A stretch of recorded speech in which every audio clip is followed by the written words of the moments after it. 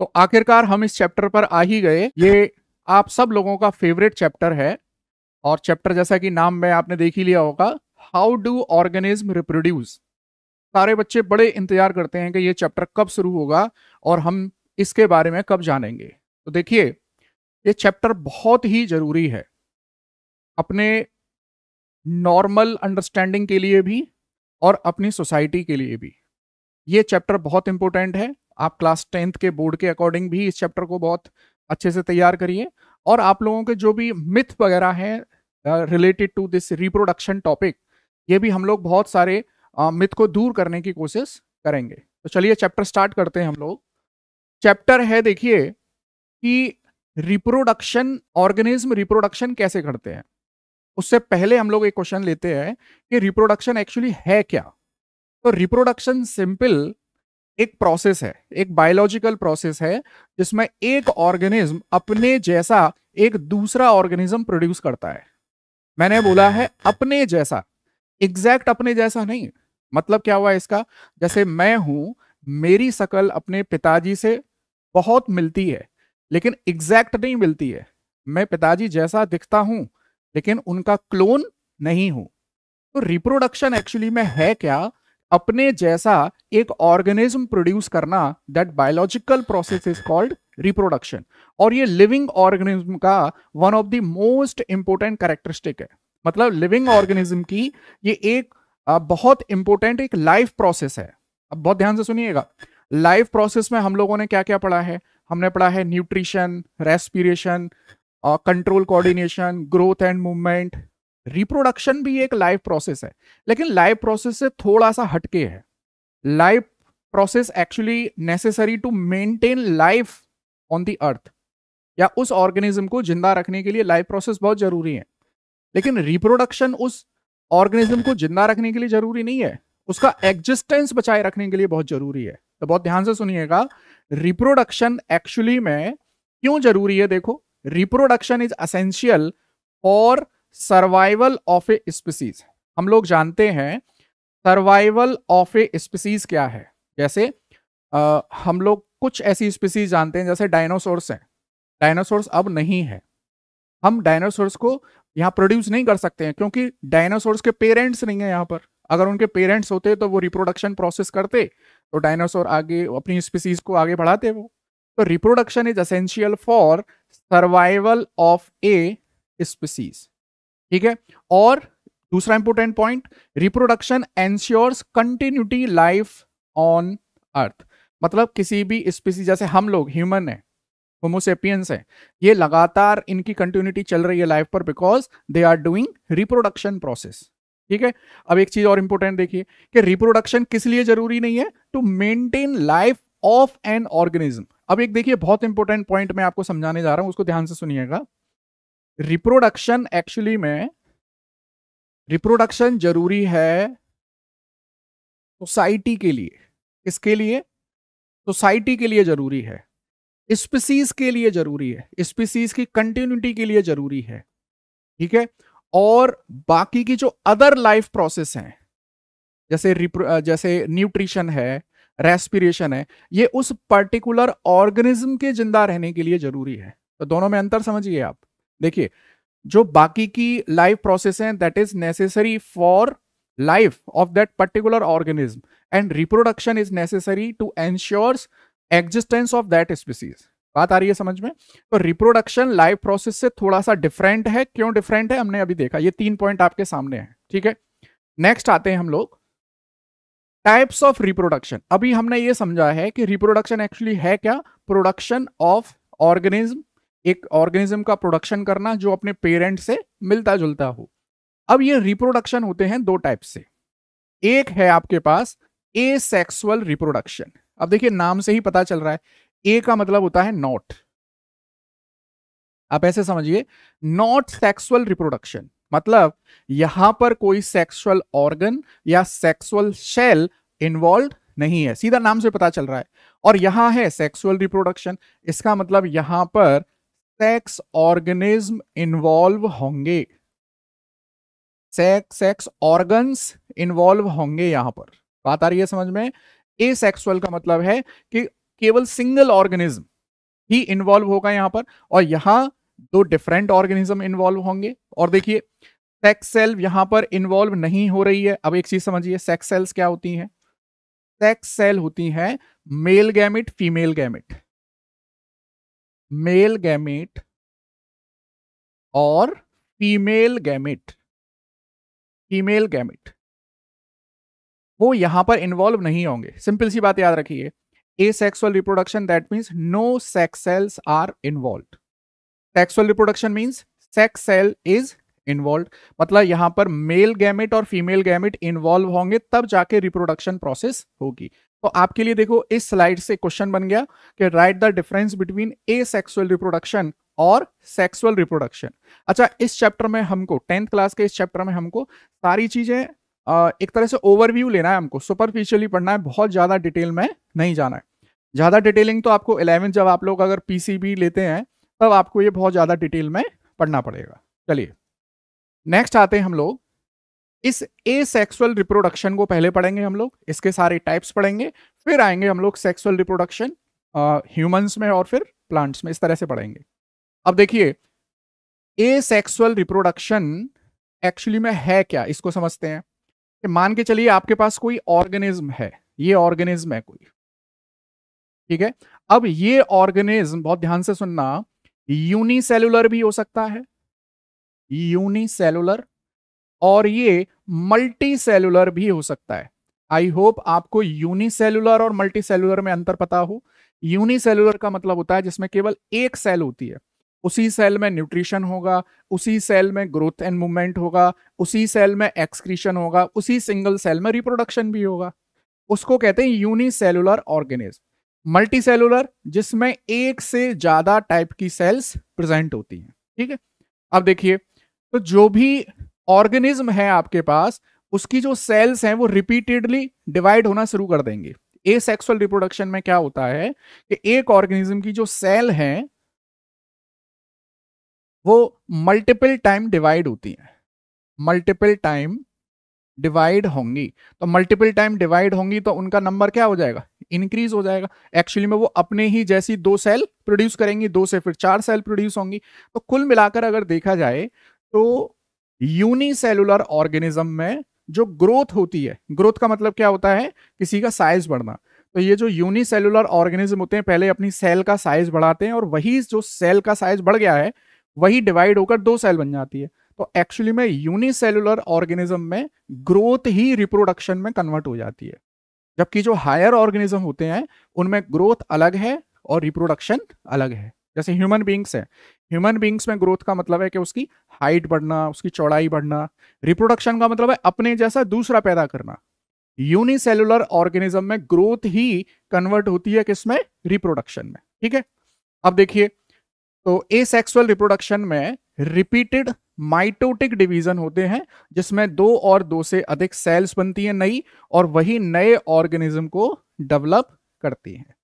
ये था asexual reproduction के बारे में, ठीक है। अब इस एसेक्सुअल रिप्रोडक्शन के टाइप्स हम लोग पढ़ेंगे। यहां से बहुत सिंपल सिंपल से क्वेश्चन आपके यहां आते हैं, हम लोग क्वेश्चन भी डिस्कस करेंगे। देखिए एसेक्सुअल रिप्रोडक्शन में सबसे पहला टाइप बनता है फिजन। हम लोग एक एक करके अब सारा डिस्कस करेंगे। फिजन, नेक्स्ट सेकंड बनता है budding, then spore formation, regeneration, fragmentation, vegetative propagation. ये सारा हम लोग एक एक अलग अलग स्लाइड में इसको डिस्कस करेंगे। देखिए अब आ जाते हैं हम लोग फिजन पर। फिजन क्या है, नाम से ही पता चल रहा है, फिजन का मतलब होता है टूटना। फिजन का मतलब होता है टूटना, ठीक है। अच्छा, ये फिजन होता है दो टाइप से। एक है, अच्छा मैंने ये जो स्लाइड डिजाइन की है आपकी एज इट इज ये नोट्स है, मतलब ये समझिए अब ये आपके पास एक पूरे क्वेश्चन का आंसर है कि what do you mean by fission, right it's type. तो आप पूरा इस स्लाइड से आंसर लिख सकते हो, ठीक है। तो देखिए बाइनरी फिजन का मतलब क्या है कि एक सेल से दो सेल बन रही हैं, ठीक है। अभी हम लोग इसको भी डिटेल में पढ़ेंगे। बाइनरी फिजन का मतलब क्या हो गया कि आपके पास एक सेल है और इस सेल से आपको कितनी सेल मिल गई, दो सेल मिल गई। बाइनरी का मतलब होता है टू, ये बाइनरी फिजन हो गया। अच्छा, मल्टीपल फिजन क्या है कि ये एक सेल है और इस एक सेल से आपको मल्टीपल, मल्टीपल का मतलब मोर देन टू सेल्स आपको मिल जाती हैं, वो होता है मल्टीपल फिजन। मेरी बात समझ में आ रही है आपको? बाइनरी फिजन में एक सेल से दो सेल बनती हैं और मल्टीपल फिजन में एक सेल से मोर देन टू सेल्स बनती हैं। अब इनके एग्जांपल्स देखिए, जैसे अमीवा है, पैरामीशियम है, लेसमेनिया है। अमीवा, पैरामीशियम ये क्या है? प्रोटोजोआ है। और इधर हम लोग देखें, सॉरी, यूनिसेलुलर ऑर्गेनिज्म है ये। Amoeba is unicellular, paramecium is unicellular. ठीक है, इस तरह से बाइनरी फिजन होता है अमीबा में। अब होता कैसे ये हम लोग देखेंगे भी थोड़ी देर बाद। मल्टीपल फिजन होता है प्लाज्मोडियम। अच्छा, इसका नाम आपने सुना होगा। प्लाज्मोडियम एक्चुअली में एक मलेरियल पैरासाइट होता है, एक मलेरियल पैरासाइट होता है प्लाज्मोडियम। अब हम लोग एक एक करके बाइनरी फिजन और मल्टीपल फिजन को डायग्राम से समझने की कोशिश करते हैं। देखिए, आपके पास है बाइनरी फिजन और इसका एग्जाम्पल मैं दे रहा हूं आपको, अमीवा, अमीवा और पैरामीशियम। ठीक है, और लेसमेनिया भी है। और लेसमेनिया वही है जो काला जर कॉज करता है। एनसीईआरटी में एग्जाम्पलर में क्वेश्चन है इसके ऊपर कि हु कॉजेस काला जर, तो लेसमेनिया याद रखना है, लेसमेनिया। ठीक है, अब देखो ये आपके पास है एक अमीवा, आपको डायग्राम में दिख रहा होगा, मैंने पहले से एक नीट एंड क्लीन डायग्राम आपके लिए यहाँ पे पेस्ट कर दिया है। आपके पास एक अमीवा है, अमीवा में देख पा रहे हैं, देखो ये सारा साइटोप्लाज्म है, ये दिस वन, और ये न्यूक्लियस है। पहले क्या होगा, इस अमीवा में जो न्यूक्लियस है वो साइज में बड़ा होगा और डिवाइड करेगा। देखिए यहाँ पे न्यूक्लियस जो है थोड़ा सा बड़ा हो रहा है, ये देखिए ये बड़ा हो रहा है, और डिवाइड करके दो न्यूक्लियस बन गए। और जैसे ही न्यूक्लियस बड़ा हो रहा है तो साइटोप्लाज्म भी डिवाइड होना स्टार्ट हो जाता है। न्यूक्लियस बड़ा हुआ, न्यूक्लियस डिवाइड हुआ, साइटोप्लाज्म डिवाइड हुआ, और फाइनली आपको दो सेम टाइप के अमीबा यहां पर मिल जाते हैं। तो यहां पर एक अमीबा से दो अमीबा मिले हैं, दैट मीन्स बाइनरी फिजन। ठीक है, अच्छा ये याद रखना है कि अमीबा, पैरामीशियम, लेसमेनिया ये सारे के सारे क्या बनाते हैं, ये बाइनरी फिजन करते हैं। अब आते हैं मल्टीपल फिजन में। अच्छा, अब एक चीज और समझिए आप, मल्टीपल फिजन एक्चुअली में यहां पर पहले न्यूक्लियस कई बार डिवाइड हो जाएगा, पहले न्यूक्लियस डिवाइड हो जाएगा कई बार, और फिर फाइनली जाके साइटोप्लाज्म डिवाइड होगा। मैं आपको क्लियर कर दूं, पहले न्यूक्लियस डिवाइड होगा, न्यूक्लियस रिपीटेडली कई बार डिवाइड होगा। जैसे ये न्यूक्लियस है, ये छोटे छोटे न्यूक्लियस में डिवाइड होगा इस तरह से, और फिर साइटोप्लाज्म डिवाइड होगा, और हर न्यूक्लियस के चारों ओर यहां साइटोप्लाज्म इकट्ठा हो जाएगा, और इसके चारों ओर बन जाती है एक सिस्ट बन जाती है। सिस्ट क्या होती है, एक प्रोटेक्टिव कवरिंग होती है। और ये क्या होता है, देखिए समझिए इसको, ड्यूरिंग अनफेवरेबल कंडीशन। अब अनफेवरेबल कंडीशन क्या हो सकती है कि उस ऑर्गेनिज्म के एग्जिस्टेंस के लिए अगर खतरा हो तो उसको कहते हैं अनफेवरेबल कंडीशन। तो अगर अमीवा को, देखिए अगर अमीवा को अनफेवरेबल कंडीशन मिले तो अमीबा भी मल्टीपल फिजन करने की कोशिश करता है। सुन लीजिए, अमीबा को फेवरेबल कंडीशन मिल रही है तो बाइनरी फिजन कर रहा है, अनफेवरेबल कंडीशन मिलेंगी तो क्या कर सकता है, मल्टीपल फिजन कर सकता है। और प्लाज्मोडियम में तो कॉमनली मल्टीपल फिजन ही होता है। तो बाइनरी फिजन और मल्टीपल फिजन में मेन डिफरेंस क्या आ गया, ये क्वेश्चन बन सकता है आपके लिए कि right the difference between binary fission and multiple fission. तो देखिए क्या डिफरेंस बनता है, मैंने इसके लिए टेबल बना रखी है यहाँ। बाइनरी फिजन और मल्टीपल फिजन में क्या डिफरेंस बनता है, समझिए। यहां बाइनरी फिजन में एक सेल से कितनी सेल मिल रही हैं आपको, दो सेल, मतलब एक अमीबा से कितने अमीबा मिलेंगे, दो अमीबा मिलेंगे।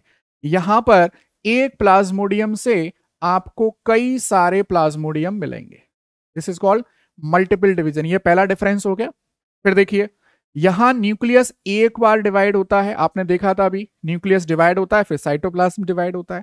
यहां पे रिपीटेड न्यूक्लियस डिवाइड होता है, कई बार न्यूक्लियस कई बार डिवाइड होगा तब जाके साइटोप्लाज्म डिवाइड होगा। तीसरा पॉइंट देखिए, साइटोप्लाज्म डिवीजन, यहां पे न्यूक्लियस डिवाइड हो गया, just immediately after cytoplasm divide हो जाता है। यहां पर क्या होता है कि न्यूक्लियस डिवाइड होके अलग अलग हो जाते हैं, फिर साइटोप्लाज्म यहां पे डिवाइड होना स्टार्ट होता है, फिर साइटोप्लाज्म हर न्यूक्लियस के चारों ओर एक्यूमुलेट होना स्टार्ट करता है। ठीक है, फिर देखिए यहां कॉम्प्लेक्सिटी देखें, सिंपल है और यहां पे कॉम्प्लेक्सिटी कॉम्प्लेक्स है। ठीक है, अब एक चीज समझिए, यहां पर अमीबा नॉर्मल कंडीशन में बाइनरी फिजन करता है और अनफेवरेबल कंडीशन में मल्टीपल फिजन, और प्लाज्मोडियम नॉर्मल कंडीशन में भी हमेशा क्या करेगा, मल्टीपल फिजन करेगा। तो एक क्वेश्चन का आंसर मिल गया आपको कि right the difference between binary fission and multiple fission. Next देखिए, दूसरा मेथड है आपके पास, सेकंड मेथड एसेक्सुअल रिप्रोडक्शन का, दैट इज बडिंग। अब नाम से ही पता चल रहा है, बड का मतलब होता है एक छोटी सी आउटग्रोथ।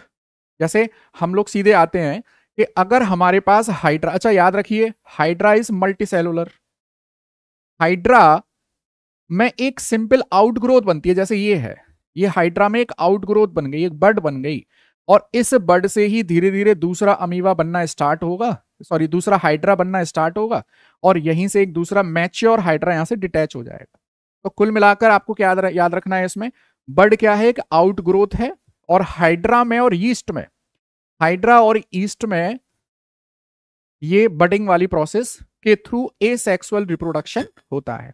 अच्छा अब एक चीज समझ रहे हैं आप, एसेक्सुअल रिप्रोडक्शन में जस्ट क्लोनिंग हो रही है, जैसे एक अमीबा से दो अमीबा बने, तो यहां दोनों अमीबा बिल्कुल एक जैसे हूबहू एक जैसे दिखते हैं, ऐसे ही यहां बडिंग में भी ये वाला हाइड्रा, पेरेंट हाइड्रा और ये ऑफ स्प्रिंग हाइड्रा, दोनों एक दूसरे के क्या है, क्लोन है, एकदम आइडेंटिकल दिखते हैं, इनमें कोई वेरिएशन नहीं है।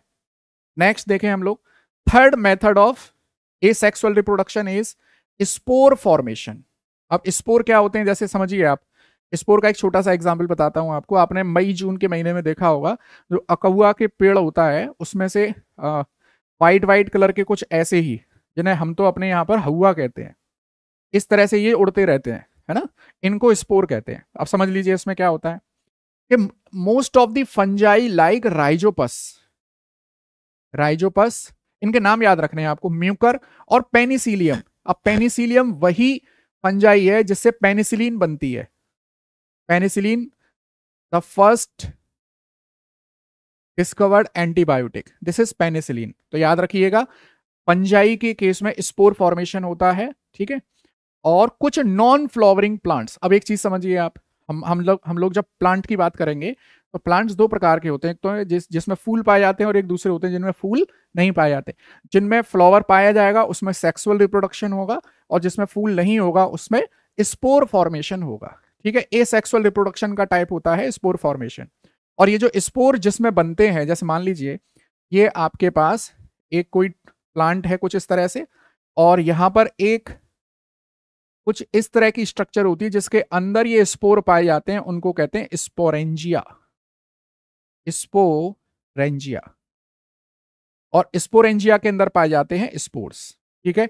अब देखिए इनका फायदा क्या है, स्पोर फॉर्मेशन के थ्रू अगर एसेक्सुअल रिप्रोडक्शन हो रहा है तो इसका बेनिफिट क्या है कि लार्ज नंबर प्रोड्यूस्ड, कई सारे स्पोर्स एक साथ प्रोड्यूस होते हैं जो हवा के साथ एक जगह से दूसरी जगह चले जाएंगे तो इजी डिस्पर्जल होगा उसका। और फिर है सर्वाइवल इन हार्श कंडीशन, ये जो स्पोर हैं एक जगह से दूसरी जगह ट्रेवल करेंगे, जहां हार्श कंडीशन होगी वहां से चले जाएंगे कहां, जहां पे नॉर्मल उसके लिए फेवरेबल कंडीशन होगी। और no seed for sexual reproduction, मान लीजिए जैसे जिन प्लांट्स में फ्लावर नहीं है तो उनमें रिप्रोडक्शन तो होना है, तो वो रिप्रोडक्शन कौन सा हो जाएगा, स्पोर फॉर्मेशन हो जाएगा, ठीक है। नेक्स्ट आते हैं हम लोग, फोर्थ मेथड बहुत इंपॉर्टेंट है, दैट इज रीजनरेशन। अब याद रखिए ना, रीजनरेशन का मतलब एक छोटा सा एग्जांपल देता हूं आपको। जैसे छिपकली की पूंछ कट जाती है तो छिपकली की पूंछ दोबारा से ग्रोथ कर लेती है, तो एक्चुअली में रीजनरेशन का मतलब ही ये है रिपेयर करना। अब रिपेयर में अगर रिप्रोडक्शन हो रहा है, ये उसका सेकेंडरी पार्ट है, याद रखना। रीजनरेशन का मेन फंक्शन क्या है, ग्रोथ करना, रिपेयर करना, रिप्रोडक्शन उसका आउटकम है। अब ऐसे समझिए, आपके पास ये प्लेनेरिया है, ये आपके पास एक ऑर्गेनिज्म है प्लेनेरिया, इसको फ्लैट वर्म भी कहते हैं, ठीक है। अब आप इसको तीन हिस्सों में काट रहे हैं, this is head, this is middle and this is tail, this is tail. अब यहां क्या होता है समझिए, हेड से एक नया प्लेनेरिया बन गया, मिडिल पार्ट से एक नया बन गया, और टेल पार्ट से एक नया बन गया। एक्चुअली में ये हुआ कैसे वो समझिए, यहां हर पार्ट में एक विशेष प्रकार की स्पेशल टाइप की सेल पाई जाती हैं जिन्हें कहते हैं नियोब्लास्ट। क्या कहते हैं, नियोब्लास्ट। अगर इस हिस्से में नियोब्लास्ट प्रेजेंट है, ये नियोब्लास्ट सेल अगर प्रेजेंट है, तो ये सेल ग्रोथ करके पूरा जो बचा, अब जैसे ये वाला हिस्सा कट कर दिया हमने यहां से, तो बाकी का पोर्शन तो मिसिंग है ना, तो ये उसको दोबारा से ग्रोथ करके फुल ग्रोन प्लेनेरिया बना देगा। ऐसे ही मिडिल वाला पोर्शन, यहां नियोब्लास्ट सेल होंगी, ये ग्रोथ करके ऊपर वाला हिस्सा बनाएंगे, और नीचे वाली नियोब्लास्ट ग्रोथ करके नीचे वाला हिस्सा बनाएंगे, फुल ग्रोन प्लेनेरिया बन गया। तो एक्चुअली में रीजनरेशन एक्चुअली में है क्या? रिपेयरिंग है। और इस रिपेयरिंग का रिजल्ट क्या होता है? रिप्रोडक्शन। याद रखिएगा, रिपेयरिंग का आउटकम होता है रिप्रोडक्शन। और किस किस में होता है ये? हाइड्रा में भी हो सकता है और प्लेनेरिया में भी हो सकता है। हाइड्रा में बडिंग प्रोसेस भी हो रही थी, हमने थोड़ी देर पहले देखी थी। अभी नेक्स्ट आ जाइए, देखिए अब आता है फ्रेगमेंटेशन, बहुत इंपॉर्टेंट है। अब बच्चे यही कंफ्यूज होते हैं कि फ्रेगमेंटेशन और रीजनरेशन में क्या फर्क है। देखो, अब फ्रेगमेंटेशन क्या कहता है? जैसे आपके पास ये स्पाइरोगायरा है। स्पाइरोगायरा क्या होती है? एक्चुअली में एल्गी होती है ये। आपने किसी तालाब पोखर में वो पानी के ऊपर काई जमी हुई देखी होगी, ग्रीन कलर की काई जो होती है, वो यही स्पाइरोगायरा होती है। ठीक है, अब इस स्पाइरोगायरा को आप ऐसे कट कर दीजिए, यहां से ऐसे, तो यहां से हर पार्ट से ये ग्रोथ करके क्या बना देगा? नया स्पाइरोगायरा बना देगा। अब आपके मन में क्वेश्चन आना चाहिए कि रीजनरेशन में भी तो यही हो रहा था। एक्चुअली में रीजनरेशन में रिपेयर हो रही थी, फ्रेगमेंटेशन में रिपेयर नहीं है। एक्चुअली यहां पर हमने ये जो पोर्शन काटा है, ऑलरेडी पहले से ही ये फुल ग्रोन स्पाइरोगायरा है, इसमें स्पाइरोगायरा बनने की सारी सेल्स प्रेजेंट है। जबकि रीजनरेशन वाले पोर्शन में क्या कर रहे थे हम? जैसे ये वाला जो पोर्शन था आपके पास, इसके पास हेड नहीं था, लेकिन नियोब्लास्ट सेल थी, जो नियोब्लास्ट सेल ग्रोथ करके हेड बना दी, और नीचे वाली जो सेल थी इसने ग्रोथ करके नीचे टेल वाला पोर्शन बना दिया। यहां क्या हो रहा है? प्लेनेरिया में, सॉरी स्पाइरोगायरा में, यहां पर हर फ्रेगमेंट में full grown spirogyra already present है। तो ये क्या करता है? केवल ग्रोथ करता है और पूरा का पूरा स्पाइरोगायरा बन जाता है। This is the difference between regeneration and fragmentation. Fragmentation किस किस में हो रहा है? सी एनिमोन और स्पाइरोगायरा। अच्छा, अब एक क्वेश्चन एनसीईआरटी एग्जाम्पलर में दे रखा है आपके यहाँ। क्या क्वेश्चन है? देखो, इससे रिलेटेड है, प्लेनेरिया। कि अगर प्लेनेरिया को अभी हमने कैसा काटा है बेटा? इसको हॉरिजॉन्टल, हमने इसको अभी हॉरिजॉन्टल काटा है। अगर हम इसको ऐसे वर्टिकली काट दें तो क्या फुल ग्रोन प्लेनेरिया मिलेगा आपको? आप सोच के बताइए जरा।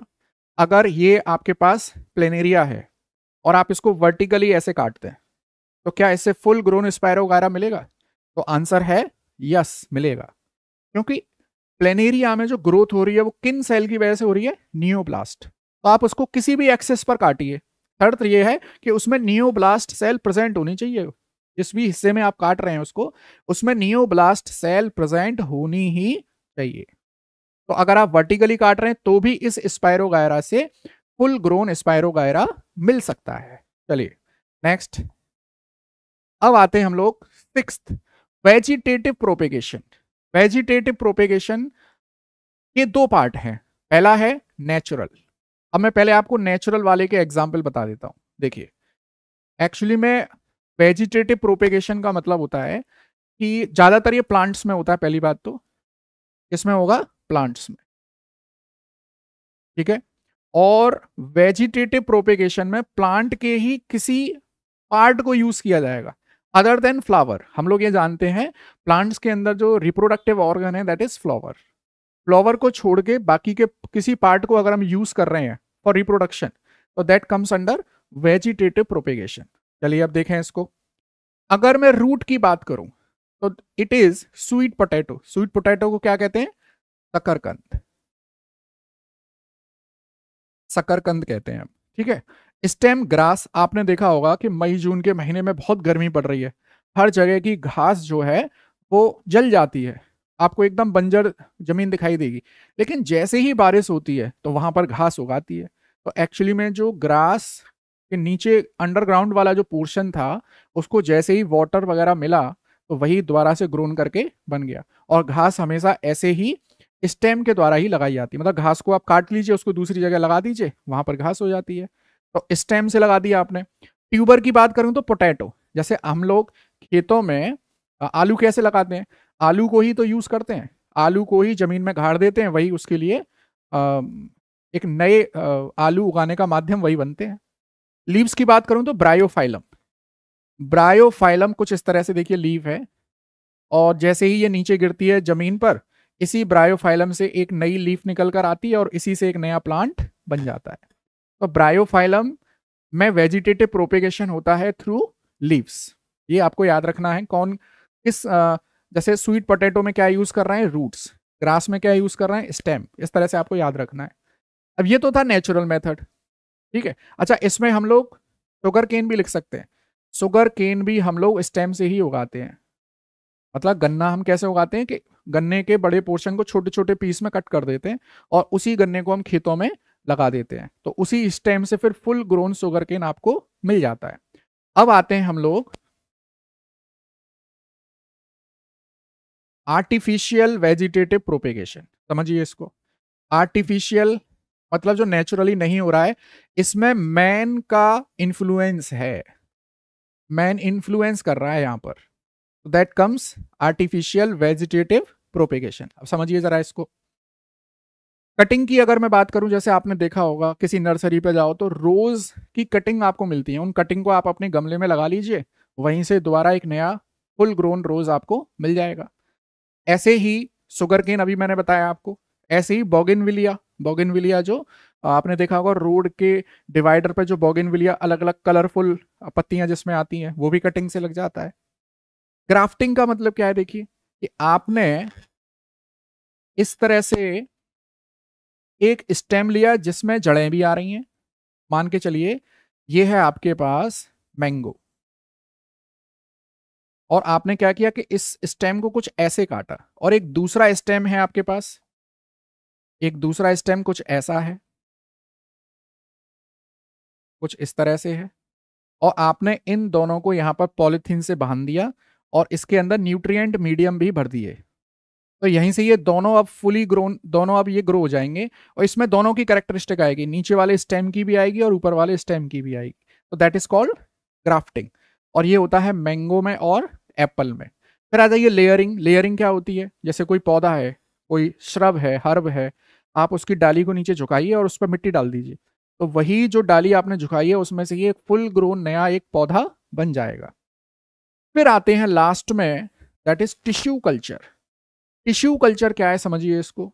जैसे इसको मैं अगली स्लाइड्स पे बताता हूँ। टिश्यू कल्चर क्या है, देखिए आपकी एनसीईआरटी में भी अलग से दे रखा है कि मोर टू नो, मतलब टिश्यू कल्चर के बारे में जानिए। आजकल बड़ा ट्रेंडिंग में है, ये बायोटेक्नोलॉजी का हॉट टॉपिक है टिश्यू कल्चर। तो होता क्या है टिश्यू कल्चर में, इसको समझिए आप जरा। मान लीजिए आपके पास एक कोई डिजायर्ड प्लांट, कोई प्लांट है, उसकी आपने लीफ ले ली, ठीक है, और उस डिजायर्ड प्लांट की लीफ में से आपने कुछ छोटा हिस्सा निकाल दिया इस तरह से।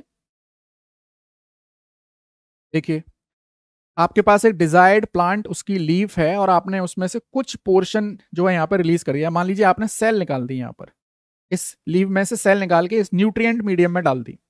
अब यही सेल बार बार डिवाइड होकर सेल से बनाती है कैलस, ग्रुप ऑफ कई सारी सेल कैलस, और इसी कैलस को न्यूट्रिएंट मीडियम प्रोवाइड करते रहिए, तो यहाँ पे नए नए प्लांट्सलेट बन जाते हैं, छोटे छोटे प्लांट्स बन जाते हैं। इन्हीं प्लांट को आप सॉइल में प्रोपेगेट कर दीजिए तो पौधा मिल गया। अब समझिए इसको। मान के चलिए कोई मेडिसिनल प्लांट है, और मेडिसिनल प्लांट का आपको प्रोडक्शन बहुत ज़्यादा करना है क्योंकि उसकी मेडिसिनल वैल्यू बहुत ज़्यादा है। तो उस मेडिसिनल प्लांट का कोई भी एक पार्ट ले लीजिए जिसमें वो मेडिसिन पाई जा रही है, जैसे स्टेम में पाई जा रही है, लीव में पाई जा रही है, जहां से भी मिल रही है आपको। मान के चलिए लीव से मिल रही है, तो उस लीव की सेल को एक्सट्रैक्ट करिए, उसको एक पर्टिकुलर न्यूट्रिएंट मीडियम में रखिए, तो वो सेल डिवाइड होना स्टार्ट होगी। उस डिवाइड जब सेल, कई सारी सेल बन जाएंगे तो उसको कैलस बोलते हैं। इस कैलस को हम लोग न्यूट्रिएंट मीडियम प्रोवाइड करते रहेंगे, तो उसी कैलस से नए नए प्लांटलेट्स, मतलब छोटे छोटे पौधे उगाएंगे। उनको फिर आप एक कंट्रोल्ड वे में, कंट्रोल्ड कंडीशन में उनको प्रोपेगेट करिए, उनको मिट्टी में लगाइए या किसी भी न्यूट्रिएंट मीडियम में लगाइए, और फिर यहाँ से ये पौधा ग्रो करना शुरू कर देगा, और जो भी मेडिसिन है यहाँ से आप एक्सट्रैक्ट कर सकते हैं। तो this is about the tissue culture. ये बायोटेक्नोलॉजी का एक बहुत हॉट टॉपिक है। अब देखिए हमने क्या देखा अभी यहाँ पर, एसेक्सुअल रिप्रोडक्शन के टाइप्स देखे हमने, और टिश्यू कल्चर के बारे में जाना है, वेजिटेटिव प्रोपेगेशन के बारे में जाना है। अब यहां से क्वेश्चन जो मिलते हैं आपको, आप क्या करेंगे, एक छोटी सी टेबल बना लेंगे। उस टेबल में सबसे पहले लिखेंगे आप फिजन। ठीक है, फिजन किस किस में हो रहा है, बाइनरी फिजन, मल्टीपल फिजन। फिर बडिंग किस में हो रही है, ये देखेंगे आप। फिर आप देखेंगे स्पोर फॉर्मेशन। फिर आप देखेंगे रीजनरेशन।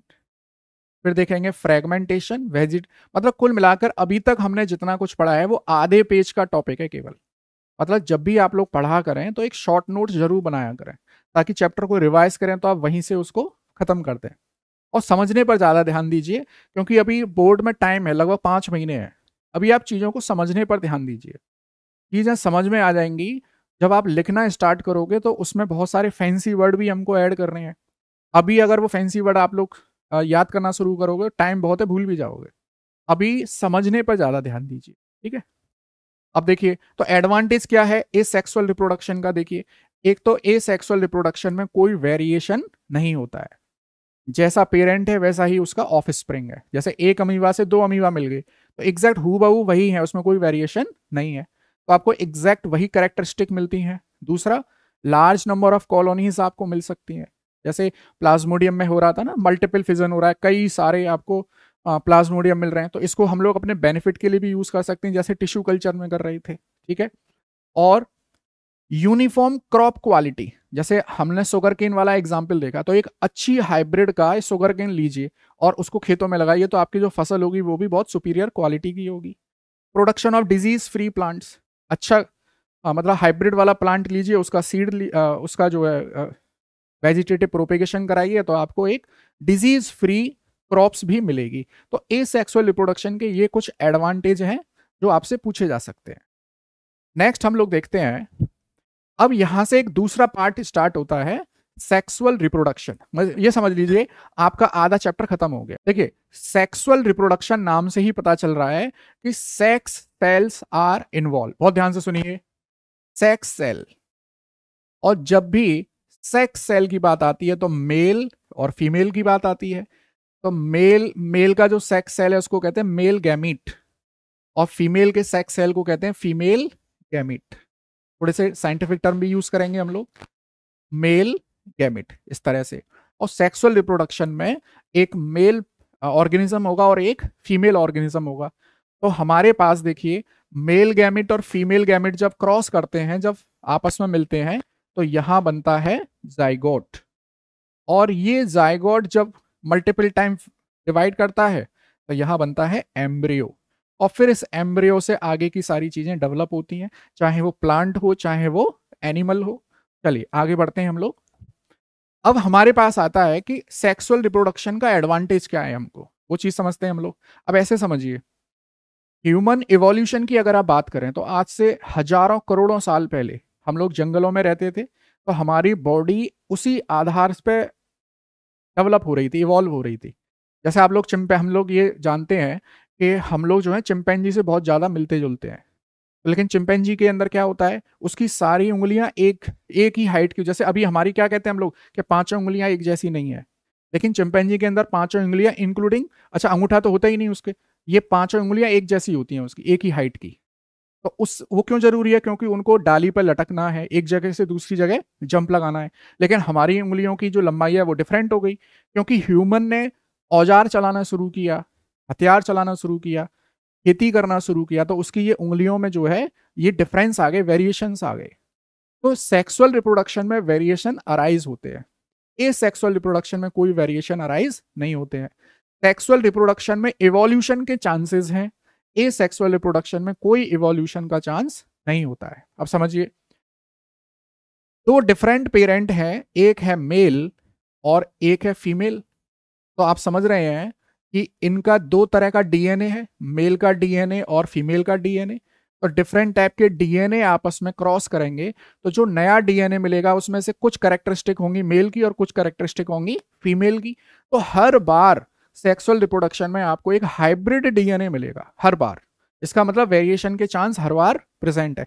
लेकिन वेरिएशन इतना भी नहीं होगा कि उसका जो हार्डवेयर है वो उसको सपोर्ट ना करे। समझिए ध्यान से, हम लोग जैसे मान के चलिए कोई एक मेल है फीमेल है, उनका क्रॉस हुआ, उनका बेबी हुआ, तो उनके क्रोमोसोम में डेफिनेटली वेरिएशन हुआ है। जो न्यू बेबी आया है उसमें वेरिएशन उतना ही पॉसिबल है जितना कि उसकी बॉडी उसको एक्सेप्ट कर पाएगी। ऐसा नहीं है कि उसके अंदर वेरिएशन इतना ज्यादा हो जाए कि उसकी बॉडी, उसका हार्डवेयर उसको सपोर्ट ही ना कर पाए। जैसे हमारे आपके पास सैमसंग का फोन है, आप जानते होंगे कि हर 2 से 3 महीने बाद उसमें अपडेट आते हैं। तो अपडेट वो सैमसंग के सॉफ्टवेयर के अकॉर्डिंग ही तो आएंगे ताकि उसका जो हार्डवेयर है वो उसको सपोर्ट कर सके। ऐसा तो नहीं है कि उसमें ऐसा अपडेट आ जाए कि आईफोन को सपोर्ट कर रहा हो, वो ऐसा नहीं होगा। तो यहाँ पर वेरिएशन होते हैं, लिमिटेड अमाउंट में होते हैं ताकि उसकी बॉडी उसको एक्सेप्ट कर सके। ठीक है, अब देखिए ये वेरिएशन जरूरी है ताकि वो स्पीसीज में एडप्टेशन बना रहे। जैसे मैंने अभी बात करी थी चिंपैंजी वाली, स्पीसीज में एडप्टेशन रहेगा, एडप्टेशन तभी तो वो सरवाइव कर सकती है। जैसे जो हिल स्टेशन पे रहते हैं लोग, उनकी ब्लड में आरबीसी काउंटिंग ज्यादा होती है एज कंपेयर टू जो ग्राउंड लेवल पे रहते हैं। जैसे हम लोग यहाँ वेस्ट यूपी में रहते हैं, मथुरा वृंदावन में रहते हैं, तो हमारे अंदर आरबीसी की काउंटिंग कम होगी और जो हिल स्टेशन पे रहते हैं उनके अंदर आरबीसी की काउंटिंग ज्यादा होगी। तो ये कैसे हुआ वेरिएशन? एनवायरमेंटल एडेप्टेशन के थ्रू हुआ वो। चलिए अब एक चीज और समझिए, डीएनए हर बार डबल हो रहा है, इस वाले पॉइंट को समझिए, बहुत इंपॉर्टेंट है ये। देखो ये है आपके पास, this is male and this is female. बहुत ध्यान से देखना, मेल एंड फीमेल। अब मेल में 2 तरह की सेल होती हैं, सोमैटिक सेल, अभी आप बस नाम जान लीजिए, सोमैटिक सेल और सेक्स सेल। यहां भी 2 तरह की सेल है, यहां पर सोमैटिक सेल, सोमैटिक सेल और ये सेक्स सेल। ठीक है, यहां पर सेक्स सेल को क्या बोलते हैं हम लोग? स्पर्म। और यहां सेक्स सेल को क्या बोलते हैं हम लोग? ओवा या एग बोलते हैं। ठीक है, अब एक चीज समझिए आप, सोमैटिक सेल में 23 पेयर 23 पेयर क्रोमोसोम्स हैं। ठीक, अच्छा यहां पर जो स्पर्म है, ये स्पर्म, इसमें और यहां ओवा है, उसमें भी अगर 23 पेयर यहां हुए, देखो ध्यान से सुनिए आप, 23 पेयर ये और 23 पेयर ये, तो जो नया ऑफ स्प्रिंग बनेगा उसमें कितने आएंगे भाई? 46 पेयर। 46 पेयर का मतलब कितना हो गया? 92 क्रोमोसोम। लेकिन ह्यूमन बींग्स के अंदर तो केवल 23 पेयर मतलब 46 क्रोमोसोम होते हैं। अब कैसे काम चलेगा ये? तो समझिए बात को, यहां पर जो स्पर्म बनते हैं ये बनते हैं मियोटिक डिवीजन के द्वारा। मियोटिक डिवीजन को हम रिडक्टिव डिवीजन भी कहते हैं। क्या कहते हैं? Reductive division. तो यहां पर ये 23 पेयर नहीं होते हैं, ये बन जाते हैं केवल 23 क्रोमोसोम।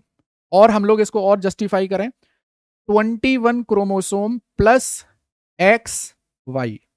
21 क्रोमोसोम्स तो हो गए बाकी की कैरेक्टरिस्टिक के लिए, एक्स और वाई ये 2 क्रोमोसोम हो गए सेक्स को डिसाइड करने के लिए, ये आने वाला जो बेबी है वो मेल होगा या फीमेल होगा। ऐसे ही यहां पे 21 पेयर प्लस एक्स एक्स। तो आपको क्या बात याद रखनी है, जो मेल सेक्स सेल है स्पर्म, उसके अंदर 23 क्रोमोसोम है। और ये 23 क्रोमोसोम क्यों आए? क्योंकि यहां पर मेयोटिक डिवीजन हुआ था। मेयोटिक डिवीजन को ही कहते हैं रिडक्टिव डिवीजन। इस बात को याद रखेंगे आप, ठीक है, इंपॉर्टेंट है।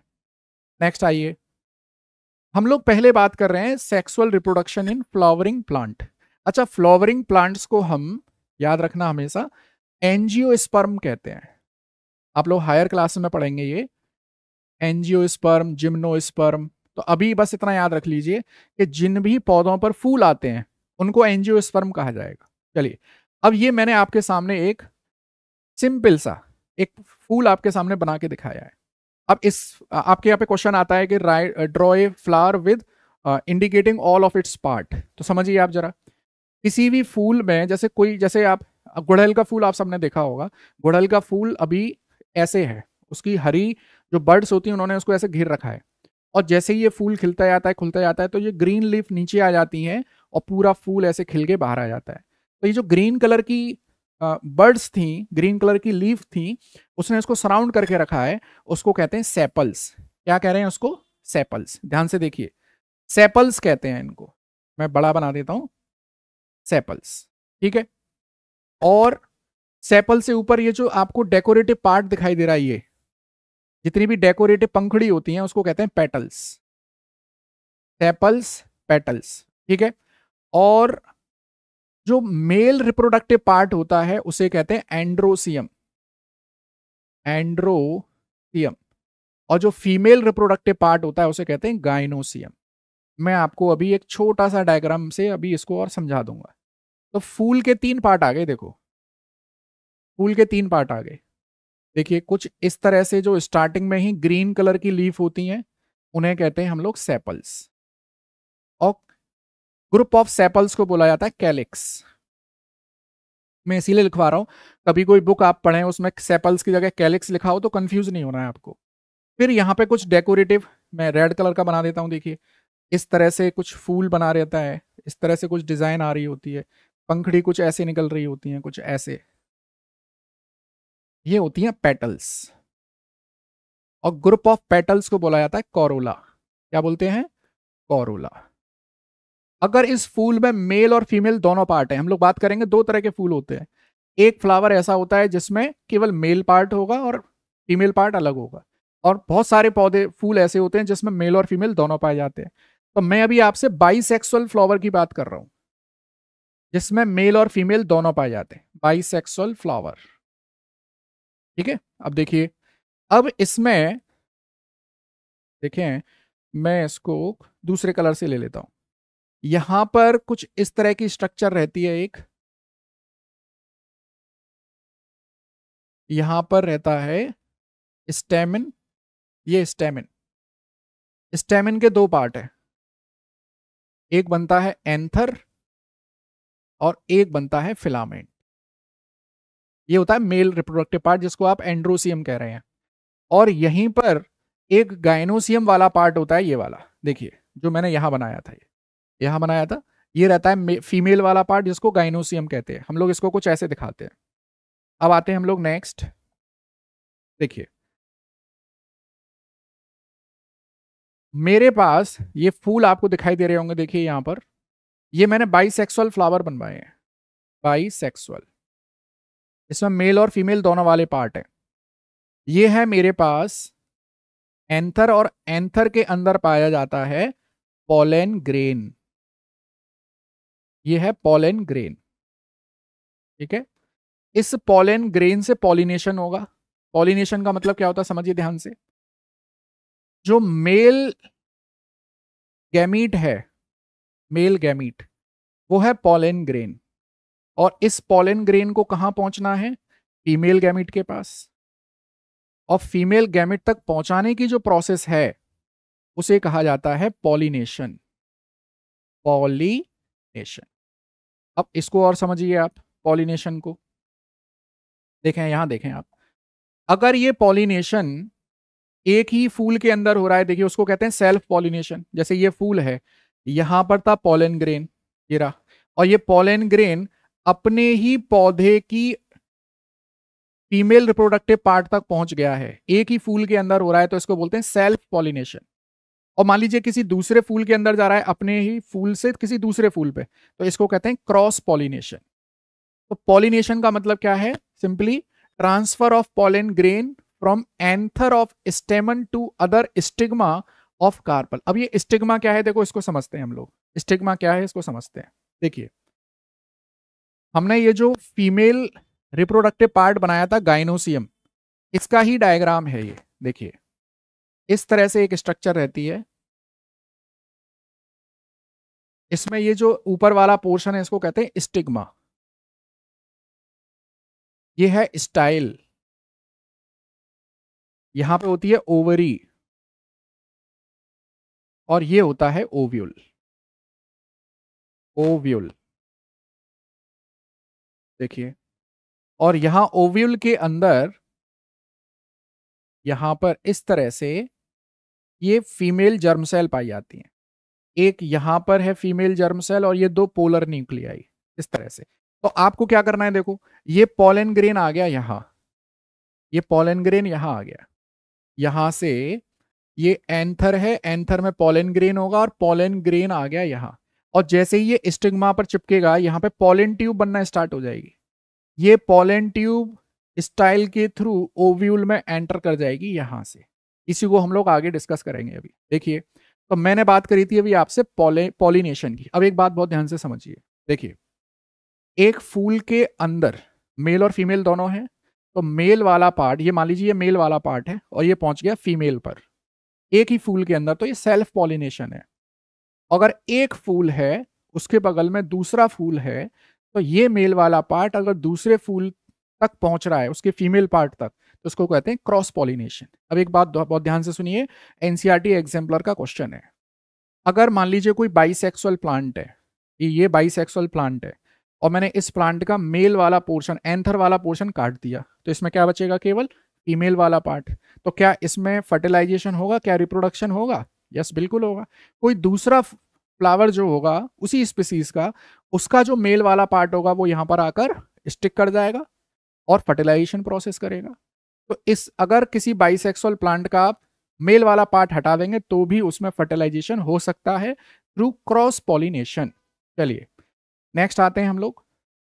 अब आते हैं फर्टिलाइजेशन पर, जो हम लोग अभी थोड़ी देर पहले बात कर रहे थे। फर्टिलाइजेशन समझिए, ये मेरे पास है, ये मेरे पास है, देखिए ये गाइनोसियम, यहां पर एक पॉलन ग्रेन आकर बैठ गया, ये रहा, और इसमें से पॉलन ट्यूब जा रही है।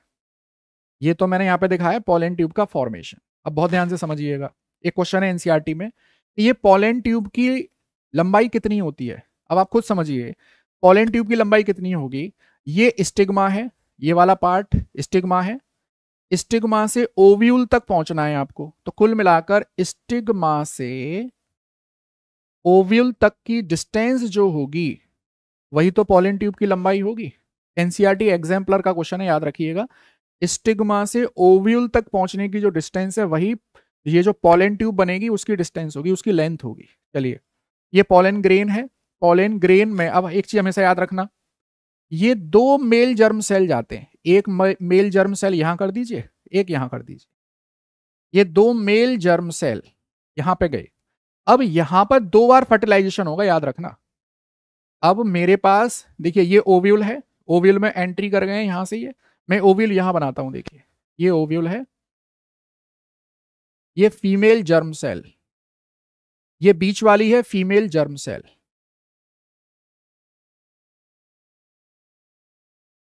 और यहां बीच में रहती हैं पोलर न्यूक्लियाई। अब हमारे पास ये पॉलन ट्यूब है, इस पॉलन ट्यूब में दो मेल जर्म सेल हैं, देखना ध्यान से। एक मेल जर्म सेल तो इससे बाइंड कर जाएगी, इससे, और जो दूसरी मेल जर्म सेल है वो इन दोनों के साथ बाइंड करेगी। बहुत ध्यान से देखिएगा, दो बार फर्टिलाइजेशन हो रहा है। एक male germ cell female germ cell से जुड़ेगा और दूसरा male germ cell polar nuclei से जुड़ेगा। तो ये आगे चल के डिवीजन करेंगे तो इससे बनता है एंडोस्पर्म, फ्रूट जैसे बोलते हैं, फ्रूट। और ये जब फर्टिलाइज करेगा, डिवाइड करेगा, तो यहां बनेगा एम्ब्रियो, और ये बनाता है सीड। क्या बनाता है? सीड। तो दो बार फर्टिलाइजेशन होता है, ये एंजियोस्पर्म का हॉलमार्क है। तभी एंजियोस्पर्म में डबल फर्टिलाइजेशन होता है। एक मेल जर्म सेल तो जुड़ता है फीमेल जर्म सेल से, दूसरा मेल जर्म सेल है वो पोलर न्यूक्लियाई से जुड़ता है, जो रिपीटेडली डिवीजन करेगा और एंडोस्पर्म बनाएगा, जो कि फ्रूट होते हैं। जैसे आप जो एप्पल खाते हो, एक्चुअली में एप्पल का हम क्या खाते हैं? हम एंडोस्पर्म खाते हैं। ठीक है, बात समझ में आ रही है आपको? चलिए नेक्स्ट आते हैं, दिस इज द फर्टिलाइजेशन। अब आते हैं हम लोग जर्मिनेशन ऑफ सीड। अब मैंने अभी थोड़ी देर पहले बात करी थी आपसे कि मेल जर्म सेल और फीमेल जर्म सेल मिलते हैं तो एम्ब्रियो, और एम्ब्रियो कन्वर्ट हो जाता है सीड में।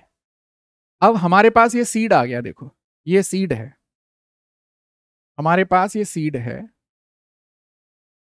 इस सीड में ये दो पोर्शन, इनको कहते हैं कॉटिलेडोन्स,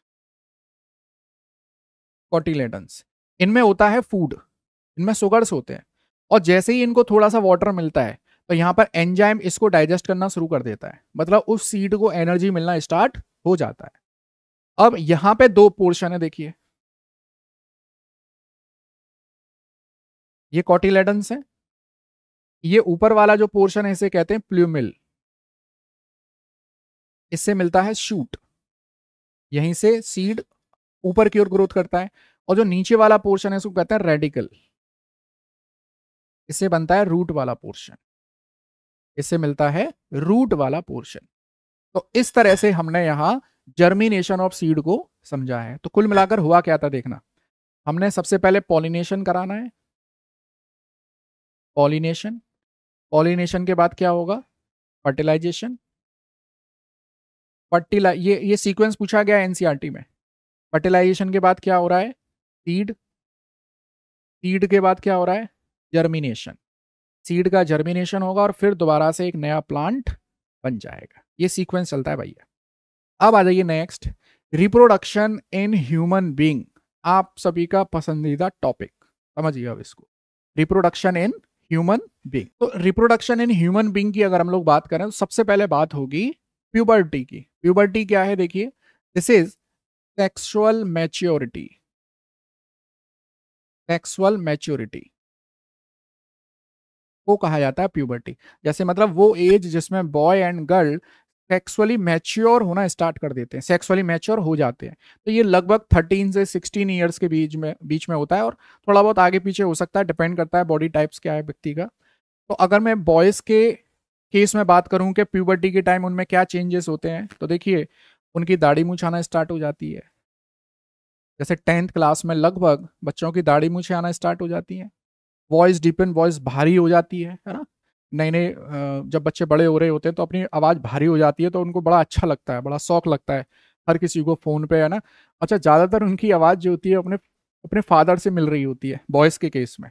तो फ़ोन पे अगर किसी गलती से पिताजी का फ़ोन उठा भी लें तो उसी टोन में बात करते हैं जिस टोन में फादर बात कर रहे होते हैं। और जो छोटे भाई हैं या कोई छोटी बहन है तो वो कंफ्यूज हो जाती है कि ये फादर ने फ़ोन उठाया है कि किसी भाई ने फ़ोन उठा लिया है। तो देखिए, और पेनिस और टेस्टिस लार्ज हो जाते हैं, एनलार्ज हो जाते हैं। तो ये होता है बॉयज़ के अंदर। अगर मैं गर्ल की बात करूं तो प्यूबर्टी के टाइम ब्रेस्ट डेवलप होते हैं, मेंस्ट्रुएशन और हिप्स वाइडन होते हैं। हिप्स वाइडन क्यों हो रहे हैं, क्योंकि उनको आगे चल के बेबी को एक्वायर करना है, तो इसीलिए उनका बॉडी टाइप उसी जैसा होने लग जाता है कि आगे चल के फ्यूचर में उनको कोई परेशानी ना हो। नेक्स्ट देखें, how sexual reproduction takes place. बड़ा सिंपल सा है, देखिए दो तरह के फर्टिलाइजेशन है। फर्टिलाइजेशन का मतलब एक तो सीधा ये समझिए कि मेल जर्म सेल और फीमेल जर्म सेल का कॉम्बिनेशन का जुड़ना, इसे कहते हैं फर्टिलाइजेशन। अगर ये फर्टिलाइजेशन आउटसाइड द बॉडी हो रहा है, जैसे कि फ्रॉग और फिश के केस में होता है, इसे कहते हैं एक्सटर्नल फर्टिलाइजेशन। और अगर ये fertilisation within the body हो रहा है, इनसाइड द बॉडी हो रहा है, जैसा कि ह्यूमन में होता है, उसे कहते हैं इंटरनल फर्टिलाइजेशन। तो हम लोग यहाँ पर ह्यूमन की बात करने वाले हैं, तो ह्यूमन के अंदर इंटरनल फर्टिलाइजेशन होता है। मतलब फीमेल जर्म सेल को मेल जर्म सेल बॉडी के अंदर जाके उसको फर्टिलाइज करेगा। ठीक है, आगे देखें। तो अब मैं बात करता हूं यहाँ पर मेल रिप्रोडक्टिव सिस्टम की। तो मेल रिप्रोडक्टिव सिस्टम में हम लोग देखें तो हमारे पास दो तरह के ऑर्गन होते हैं। एक होता है प्राइमरी सेक्स ऑर्गन, और प्राइमरी सेक्स ऑर्गन में आते हैं टेस्टिस, क्योंकि टेस्टिस बनाते हैं स्पर्म। और बाकी के ये जो मैंने लिखे हैं ये सारे, ये होते हैं सेकेंडरी सेक्स ऑर्गन। अब बड़े ध्यान से समझिए, यहां हमारे पास ये है स्क्रोटम, और स्क्रोटम एक पाउच जैसी शेप है, पाउच जैसी स्ट्रक्चर है। ये है टेस्टिस, और टेस्टिस के अंदर बनते हैं स्पर्म। इनके अंदर क्या बनते हैं, स्पर्म बनते हैं। अब यहां इन स्पर्म से एक ट्यूब जैसी स्ट्रक्चर जा रही होती है, इस तरह से, ये ट्यूब जैसी स्ट्रक्चर, इस ट्यूब जैसी स्ट्रक्चर को बोलते हैं वेस डिफरेंस। वैसा डिफरेंस भी बोल सकते हैं, वेस डिफरेंस या वैसा डिफरेंस ये बोलते हैं। यहां पर हमारे पास होते हैं एक ग्लैंड सेमिनल वेसिकल, ये अपना सीक्रेशन यहीं डाल देते हैं इसी ट्यूबुल में, सेमिनल वेसिकल। एक होता है प्रोस्टेट ग्लैंड, प्रोस्टेट ग्लैंड होता है, ये भी अपना सीक्रेशन इसी में डालता है। अब समझिए, टेस्टिस के अंदर से क्या आए हैं, स्पर्म, लेकिन केवल स्पर्म से काम नहीं चलेगा। अब स्पर्म यहां से ट्रेवल करके जाएगा फीमेल रिप्रोडक्टिव पार्ट तक, तो उसको खाना पीना भी चाहिए। तो सेमिनल वेसिकल उसको देते हैं फ्रक्टोज, उसको फ्रक्टोज देते हैं, और एल्कलाइन फ्लूइड बना देते हैं इसको। मतलब हमारे पास ये जो स्पर्म है प्लस ये जो न्यूट्रिएंट मीडियम आपको मिल रहा है, ये सब मिलकर बनता है सीमेन, ये मिलता है सीमेन। और ये एल्कलाइन नेचर का होता है, एल्कलाइन नेचर का। और फीमेल रिप्रोडक्टिव पार्ट में जो एंट्री है, दैट इज वेजाइना, वो होती है एसिडिक। तो ये एल्कलाइन इसीलिए रखा जाता है ताकि वो वेजाइना के एसिडिक एनवायरनमेंट को न्यूट्रलाइज करते। तो अब देखिए, सेमिनल वेसिकल आपको फ्रक्टोज और क्या दे रहे हैं, एल्कलाइन नेचर। प्रोस्टेट ग्लैंड से आपको मिलते हैं सिट्रेट, ये एनर्जी देने के लिए होते हैं। तो कुल मिलाकर स्पर्म और ये सारे लिक्विड मिलकर क्या बनाते हैं, सीमेन बनाते हैं। ठीक है, और यहां ये जो वैसा डिफरेंस है ये कंटिन्यू होती है एक ट्यूब में जिसका नाम है यूरिथ्रा, ये है यूरिथ्रा। और यूरिथ्रा फिर कंटिन्यू होता है, आप जानते ही हैं, external opening that is penis. और इसी यूरिथ्रा में यूरिन का भी एक्सक्रीशन इसी के थ्रू होता है। तो आपका जो यूरिथ्रा है वो कॉमन पैसेज है किसके लिए, स्पर्म के लिए प्लस यूरिन के लिए। ठीक है, ये था male reproductive part. Male reproductive part में testis is the most important, it release testosterone, testosterone. चलिए नेक्स्ट आते हैं हम लोग, दैट इज स्पर्म की स्ट्रक्चर देख लें। कुछ इस तरह से है, देखिए कुछ इस तरह से रहता है, विप लाइक। ये है इसका हेड पोर्शन, ये इसका टेल पोर्शन। ठीक है, और ये थोड़ा सा क्या होता है, लेस मोटाइल, इसकी मोबिलिटी ज्यादा नहीं होती है। जो फीमेल जर्म सेल एग होता है, ओवा, उसकी मोटिलिटी ज्यादा होती है। चलिए भाई, अब आते हैं फीमेल रिप्रोडक्टिव सिस्टम में। यहां पर भी दो पार्ट हैं, primary sex organ, secondary. Primary क्या है, ओवरी, प्राइमरी सेक्स ऑर्गन है ओवरी। और सेकेंडरी सेक्स ऑर्गन में ये सारे अभी हम जो पढ़ेंगे, देखो ये है आपके पास, ये सामने डायग्राम है, ये है फेलोपियन ट्यूब, ये यहां पर ये लगी हुई है ओवरी, ओवरी से रिलीज होता है एग। अब समझिए ध्यान से, ये एग रिलीज हुआ, फेलोपियन ट्यूब में आ गया, यहां ये फेलोपियन ट्यूब आ गई। ठीक है, एग रिलीज हो गया। एग कब रिलीज होगा, जब वो फीमेल सेक्सुअली मैच्योर हो जाएगी, जब सेक्सुअली मैच्योर। ठीक है, अब यहां विजाइना से स्पर्म एंट्री करा, स्पर्म, ये स्पर्म यहां फेलोपियन ट्यूब में जाके इसको फर्टिलाइज करेगा। देखो ये एग यहां प्लस स्पर्म, इस तरह से ये स्पर्म, ये फर्टिलाइज हो गया। तो जैसे ही ये फर्टिलाइजेशन प्रोसेस है, हमारा यूटेरस इसकी तैयारी करना शुरू कर देगा। मतलब इसकी जो वॉल है वो थिक होना स्टार्ट कर देंगी, थिक, ताकि यहां पर ये जो अब जाइगोट आएगा, देखो female germ cell, male germ cell ने फर्टिलाइजेशन किया, अब इसको बोलते हैं जाइगोट। ये जाइगोट इंप्लांट हो जाएगा यूटेरस में और मल्टीपल टाइम अब डिवाइड होगा, तो क्या बनेगा, एम्ब्रियो। अब इस एम्ब्रियो को लगातार क्या चाहिए, न्यूट्रिशन। तो यहां पर देखना, ये जो यूटेरस की वॉल है ये होती जा रही है थिक, और यहां ये है एम्ब्रियो। इस एम्ब्रियो में बीच में एक नेटवर्क ऑफ ब्लड कैपिलरीज आ जाता है, जिसे आप कहते हैं प्लेसेंटा। और इस प्लेसेंटा का बहुत इंपॉर्टेंट रोल है। जो भी आपका एम्ब्रियो और फीटस है उसको न्यूट्रिएंट प्रोवाइड करने का काम यही प्लेसेंटा करता है।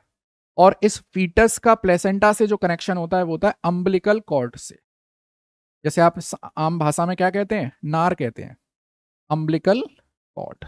इस तरह से हम लोग देखते हैं आगे, देखिए तो देखो, this is ovary, fallopian tube, uterus. ठीक है, ये सब के सब सेकेंडरी सेक्स ऑर्गन है, सेकेंडरी सेक्स ऑर्गन।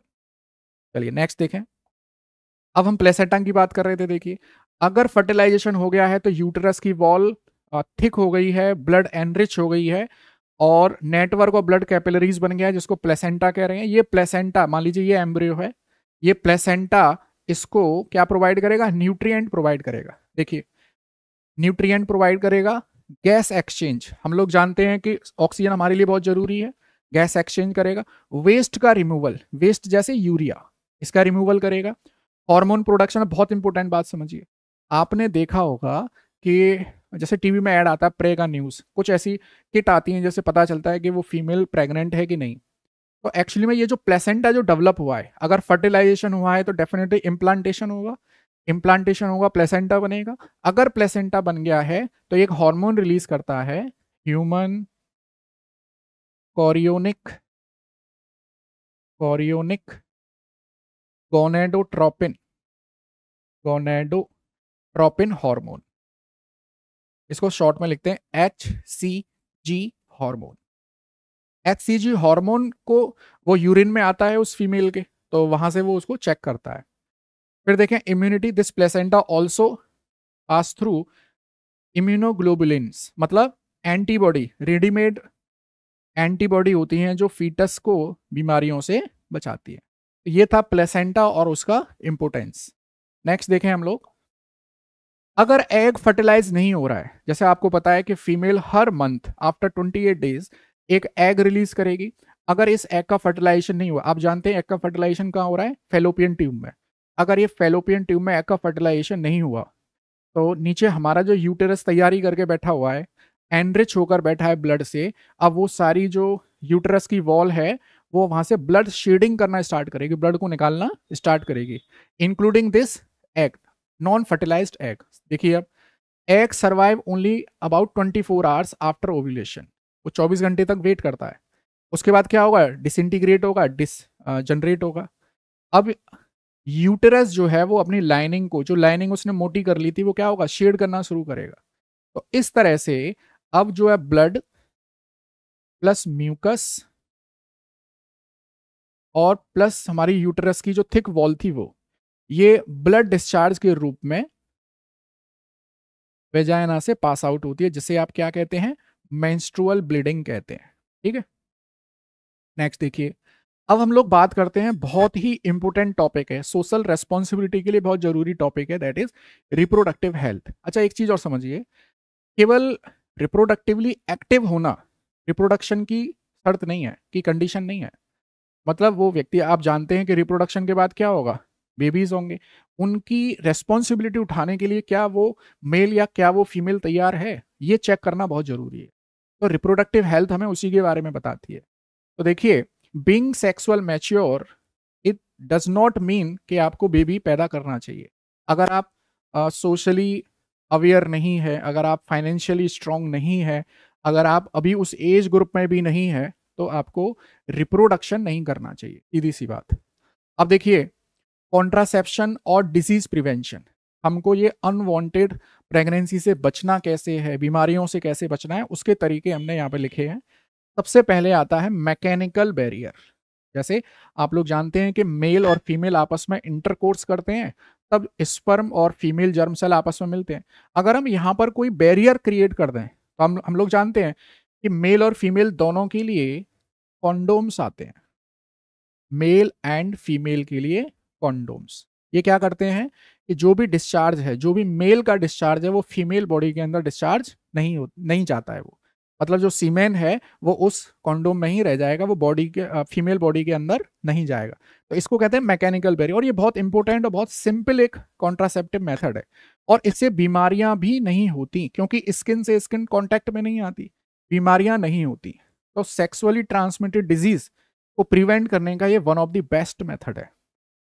फिर देखें हार्मोनल मेथड्स, जैसे कुछ बर्थ कंट्रोल पिल्स ली जाती हैं, जैसे आपने देखा होगा टीवी में भी ऐड आते हैं बहुत सारे, आई पिल, और आपने और एग्जाम्पल देखे होंगे सहेली, इस तरह की बहुत सारी पिल्स आती हैं जो हार्मोनल इम्बेलेंस करती हैं और एग को फर्टिलाइज नहीं होने देती हैं। तीसरा है इंट्रा यूटेराइन डिवाइसेस। हमारा जो फीमेल बॉडी में जो यूटेरस है, उसमें एक ये यूटेरस, इसमें एक टी शेप जैसा ऐसा कॉपर वायर लगा दिया जाता है, क्योंकि कॉपर जो है वो स्पर्मिसाइड है, जैसे नीचे से स्पर्म आएगा इसको किल कर देगा। ये एक चीज देखिए, एनसीईआरटी का क्वेश्चन है, कॉपर टी लगा लेने से सेक्सुअली ट्रांसमिटेड डिजीज प्रिवेंट नहीं की जा सकती, क्योंकि स्किन तो अभी भी कांटेक्ट में आ रही है, मेल और फीमेल की स्किन तो अभी भी कांटेक्ट में। मान लीजिए दोनों में से कोई भी अगर किसी को सेक्सुअली ट्रांसमिटेड डिजीज है, तो फिर एक व्यक्ति से दूसरे व्यक्ति में ट्रांसफर हो जाएगी। तो इसीलिए सबसे अच्छा तरीका है फिजिकल बैरियर मेथड। ठीक है, नेक्स्ट देखें सर्जिकल मेथड्स, जैसे वेसेक्टोमी, मेल के अंदर वेसेक्टोमी और फीमेल के अंदर ट्यूबेक्टोमी। वैसा डिफरेंस को काट दें, नसबंदी कहते हैं जिसको, और फीमेल के अंदर फेलोपियन ट्यूब को काट कर उसको बेंड करके बांध दें, तो यहाँ से भी एग का फर्टिलाइजेशन स्पर्म से नहीं होगा, तो इसको कहते हैं सर्जिकल मेथड्स। एनी हाउ अगर हम अनडिजायर्ड प्रेगनेंसी को रोकना चाहें तो इनमें से कोई भी 4 मेथड यूज कर सकते हैं। तो ये हमारे रिप्रोडक्टिव हेल्थ को मेंटेन करने के लिए भी जरूरी है और हमारी सोसाइटी के लिए भी बहुत जरूरी है, क्योंकि बहुत सारी सेक्सुअली ट्रांसमिटेड डिजीज हैं, जैसे one of the most important sexually transmitted disease is AIDS, acquired immunodeficiency syndrome. तो इसको रोका जा सकता है अगर ये सारे मेथड फॉलो की जाएं, या अगर किसी व्यक्ति के मल्टीपल सेक्स पार्टनर नहीं है तो बाकी के जैसे इन्फेक्टेड इंजेक्शन या सुई से भी ये फैल सकता है, तो हमको वो भी ध्यान रखना चाहिए। तो कुल मिलाकर रिप्रोडक्टिव हेल्थ हमको सोसाइटी के बारे में एक एक्टिव पर्सन बनाती है, जागरूक पर्सन बनाती है। ठीक है, तो इस चैप्टर में हम लोगों ने बहुत सारे मेथड्स ऑफ सेक्सुअल रिप्रोडक्शन पढ़े हैं, एसेक्सुअल, सेक्सुअल, तो लगभग सारे इंपॉर्टेंट क्वेश्चन भी हमने डिस्कस किए हैं। तो इनके नोट्स अच्छे से बनाइए, समझने की कोशिश ज़्यादा करिए। Thank you.